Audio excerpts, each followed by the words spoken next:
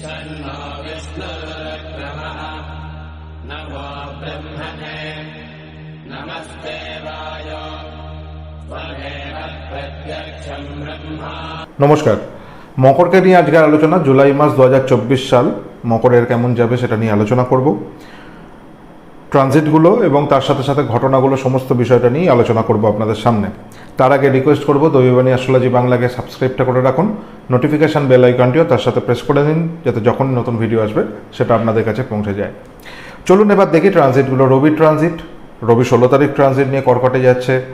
বুধের ট্রানজিট, বুধ 19 তারিখ কর্কটে যাচ্ছে। শুক্রের ট্রানজিট, শুক্র 7 তারিখ কিন্তু কর্কটে যাচ্ছে। কর্কট রাশিটা ভারী হবে এবং মকরের সাপেক্ষে সপ্তম ভাবটা ভারী হবে। মঙ্গল 12 তারিখ বৃষয়ে যাচ্ছে, বৃহস্পতির সাথে কানেক্ট করবে মঙ্গল, বৃষ রাশিতেই বৃহস্পতি বসে আছে। আকাশের চিত্র অনুযায়ী দেখব কোন প্ল্যানেটগুলো ট্রানজিট নেই। শনি কোনো ট্রানজিট নেই, কিন্তু শনি বক্রী অবস্থায় রয়েছে। শনি বক্রী অবস্থায় কুম্ভে বসে আছে। মকরের ওপরও কিন্তু বক্রী শনির একটা প্রভাব আসবে।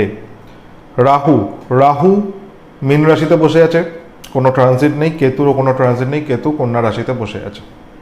এই হচ্ছে মূলত আকাশের চিত্রটা থাকবে পুরো মাসটা জুড়ে।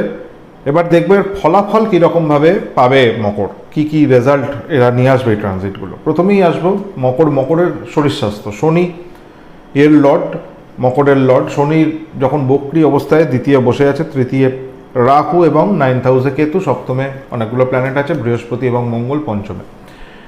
মকর রাশির হেলথ নিয়ে ভয়ের কিছু নেই, খুব টেনশন দুশ্চিন্তার ব্যাপার কিছু নেই।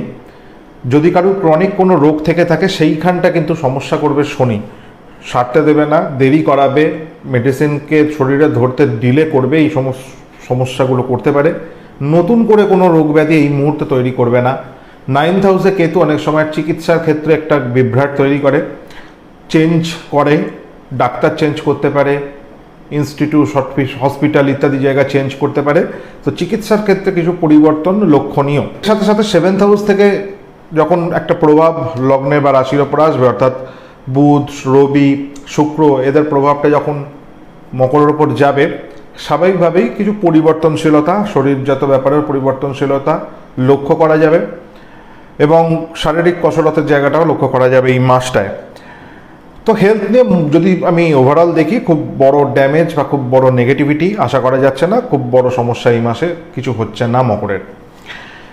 অর্থনৈতিক ক্ষেত্রটা শুভ অবস্থান, নতুন কিছু অর্থ আসার সম্ভাবনা তৈরি হবে এবং অর্থ লাভও আছে। সেভিংসের জায়গাটা একটু সমস্যা করবে। শনি দ্বিতীয় সেভিংস করায় খুব একটা সমস্যা করে না, কিন্তু শনি দ্বিতীয় একটা যেটা বড় প্রবলেম করে বক্রী অবস্থায়, বিশেষ করে ডিলে হবে। বারবার যে কোনো জিনিসকে অত্যন্ত ডিলে করাবে। অর্থনৈতিক ক্ষেত্রে একটা ডিলে দেখাচ্ছে। ডিলে মানে দেরি হওয়া। আজকে আপনি হয়তো ব্যাংকে যাওয়ার কথা, কোনো না কোনো কারণে যেতে পারছেন না।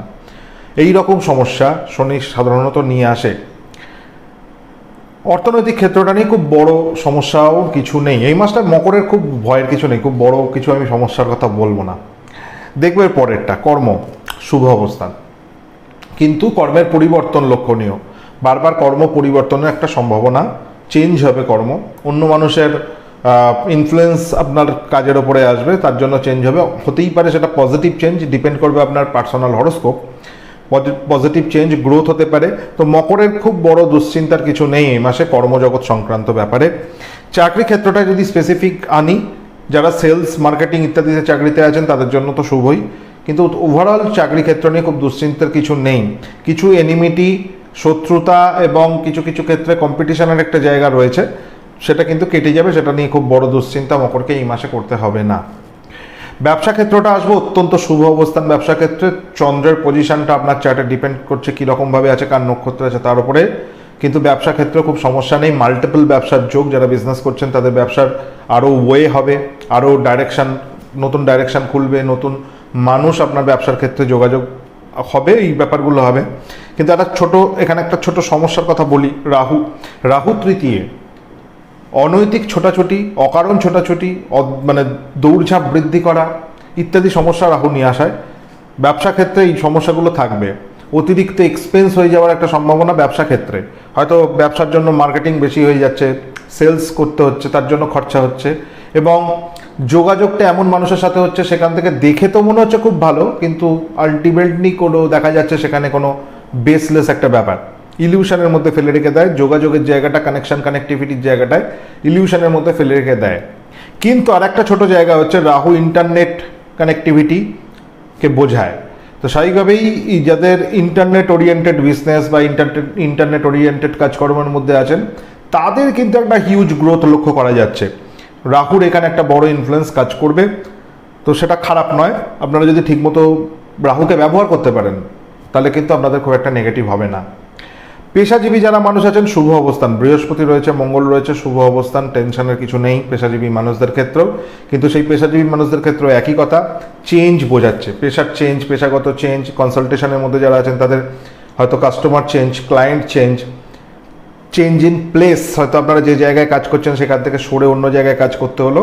তো এই প্লেস চেঞ্জেরও একটা জায়গা তৈরি হচ্ছে এই মাসটা জুড়ে, কিন্তু সেটা নেগেটিভ নয়, সেটা পজিটিভ। ডিপেন্ড করছে, বারবার বলছি, আপনাদের পার্সোনাল হরোস্কোপের স্ট্রেংথ এবং পার্সোনাল হরোস্কোপের স্ট্রাকচার, তার উপরে এই ট্রানজিটটা কীরকম এফেক্ট হলো সেটা কনসালটেশন যখন দিই তখন দেখে নিতে হয়। ট্রানজিট ওয়াইজ নেগেটিভ নেই কর্মজগৎটায়, না পেশাতে, না চাকরিতে, না ব্যবসাতে।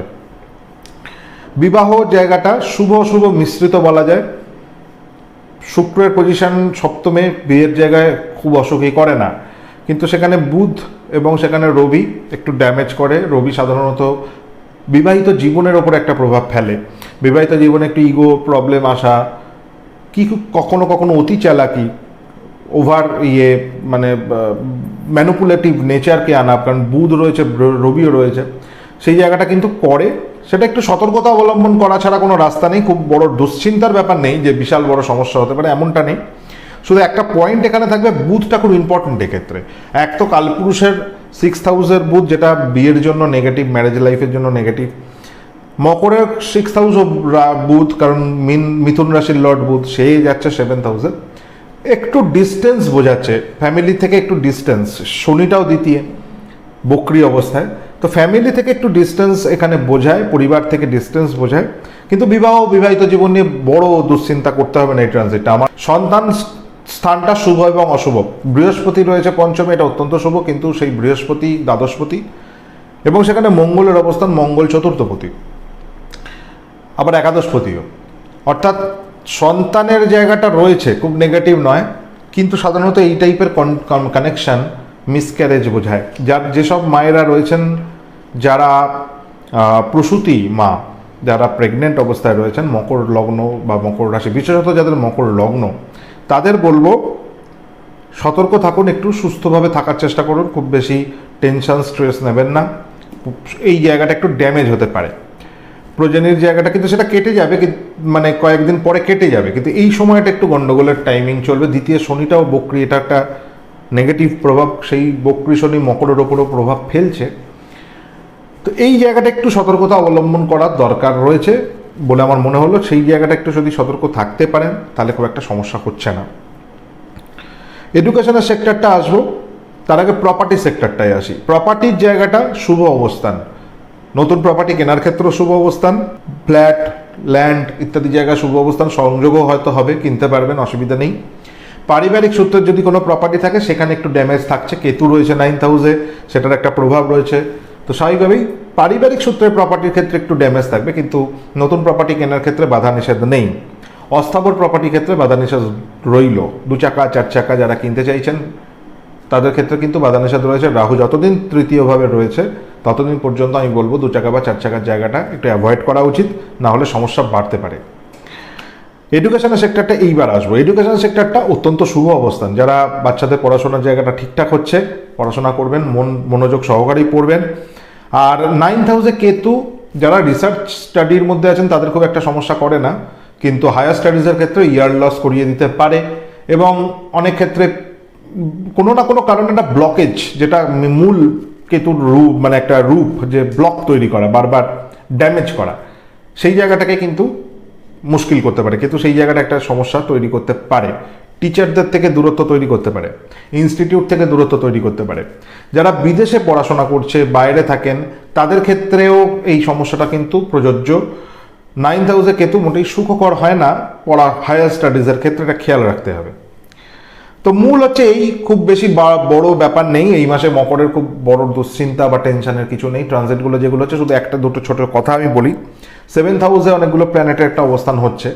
মূলত আপনাদের কিছু পরিবর্তন জীবনে লক্ষ্য করবেন, যে পরিবর্তনটা কিন্তু এতদিন পর্যন্ত এক্সপেক্টেড ছিল না, এমন কিছু পরিবর্তন। বেশিরভাগ পরিবর্তনটা শুভ পরিবর্তন বলা যেতে পারে, কিন্তু একটা কথা এখানে বলা, তৃতীয়ভাবে রাহু দৌড়ঝাঁপ বৃদ্ধি করায়, ছোটাছুটি বৃদ্ধি করায়, হ্যারাসমেন্ট করায়। কানেকটিভিটির ক্ষেত্রে অতিরিক্ত মানে অতি যোগাযোগও সমস্যার কারণ হতে পারে। আজে বাজে মানুষ জীবনে জুটতে পারে। যাদের হরোস্কোপে রাহুর অবস্থান ঠিক নেই, যাদের হরোস্কোপে শনির পজিশন ঠিক নেই, তাদের ক্ষেত্রে কিন্তু এই পরিবর্তনটাই নেগেটিভ হয়ে যেতে পারে। লোক, মানুষ, ভুলভাল মানুষের সঙ্গদোষ যাকে বলে, অন্য মানুষের সঙ্গদোষ, যেটা আপনাদের জন্য ভালো হয়তো নয়, এমন মানুষের সঙ্গলাভ আপনাদের জন্য খুব একটা পজিটিভ নয়। তো পার্সোনাল হরোস্কোপে এই জায়গাগুলো কিন্তু যদি ভালো থাকে তাহলে খুব অসুবিধা নেই, কিন্তু পার্সোনাল হরোস্কোপে যদি নেগেটিভ হয় তাহলে নেগেটিভ ভালো মাত্রায় হবে। তো এই হচ্ছে মূল আলোচনা আমি করলাম। মকরকে খুব বেশি বড় করছি না, কারণ খুব বেশি কিছু বলার নেই এই মাসে মকরকে নিয়ে। দুটো রেমেডি, ছোট, একদম ছোট দুটো রেমেডি, মন্ত্র রেমেডি, গ্রহ মন্ত্র রেমেডি, আর কিচ্ছু দিচ্ছি না। মঙ্গলের মন্ত্র আপনারা জপ করুন, 108 বার করে জপ করুন। স্ক্রিনে দেখতে পাচ্ছেন মঙ্গলের মন্ত্র, আরামসে জপ করুন। যদি পারেন রাত্রে করার চেষ্টা করবেন, এতে রেজাল্ট আর একটু ভালো পাবেন এই মাসে। 21 দিন করবেন, একটা রুদ্রাক্ষের মালা নিয়ে করবেন, কোনো অসুবিধা নেই। একদম একটা সুস্থভাবে বসে পড়ুন, একটা জায়গায় বসুন, 108 বার করে প্রতিদিন জপ করুন, 21 দিন মিনিমাম। এর সাথে সাথে শুক্রের মন্ত্র জপ করুন, নিয়মিত জপ করুন শুক্রের মন্ত্র 108 বার করে। একই ব্যাপার, কিন্তু শুক্রের মন্ত্রটা দিনে করতে পারলে ভালো হয়, রাতেও করতে পারেন। গোধূলি টাইমে হলে সবচেয়ে ভালো হয়, অর্থাৎ জয়েন্ট টাইম, ভোরবেলা ব্রহ্ম মুহূর্ত বা বিকেল, এবং যে সময়টা অর্থাৎ দুপুর সকালটা শেষ হচ্ছে এবং রাত্রি ঢুকছে, গোধূলি টাইম যেটা, এই দুটো, সকালবেলা ভোরবেলার যে একদম সময়টা ব্রহ্ম মুহূর্ত যেটাকে আমরা বলি, যখন সূর্যের ঠিক উদীয়মান অবস্থা, এরকম টাইম, এবং গোধূলি, এই দুটো টাইম সবচেয়ে ভালো শুক্রের জন্য। যদি করতে পারেন খুব ভালো, না পারলে একটা টাইম বেছে নিন আপনাদের, বেছে নিয়ে করুন, কোনো অসুবিধা নেই। ক্রিস্টালের মালায় চেষ্টা করবেন নিয়ে করার, যদি না পারেন তাহলে রুদ্রাক্ষের মালায় করবেন। 108 বার করে এটাও করবেন, একটু শুদ্ধ বসনে শুদ্ধ চিত্তে করার চেষ্টা করবেন, মনোবাসনাটাকে ক্লিয়ার রাখবেন। এই দুটো মন্ত্র করুন, আপনাদের বড় বড় প্রবলেম থেকে আপনারা মুক্ত হবেন। আর যদি মনে হয় না পার্সোনাল হরোস্কোপটা দেখানোর প্রয়োজন রয়েছে, নিচে দেওয়া ফোন নাম্বার রয়েছে, যোগাযোগ করে নিন। কিছু প্রসিডিওর আছে, কনসালটেশনের কিছু মূল্য দিতে হয়, সেই প্রোভাইড করলে নিশ্চয়ই আপনাদের কনসালটেশন করে দেওয়া যাবে। আর দেরি করবো না, ভিডিওটা বড় করবো না, দেখা হবে নেক্সট ভিডিও। যেতে যেতে বলি, দৈববাণীকে সাবস্ক্রাইব করুন, সঙ্গে নোটিফিকেশন বেলটা প্রেস করুন। আর তার সাথে সাথে ভালো লাগলে লাইক, শেয়ার, কমেন্ট করতে ভুলবেন না। সুস্থ থাকুন, ঈশ্বরের কাছেই কামনা করব। নমস্কার।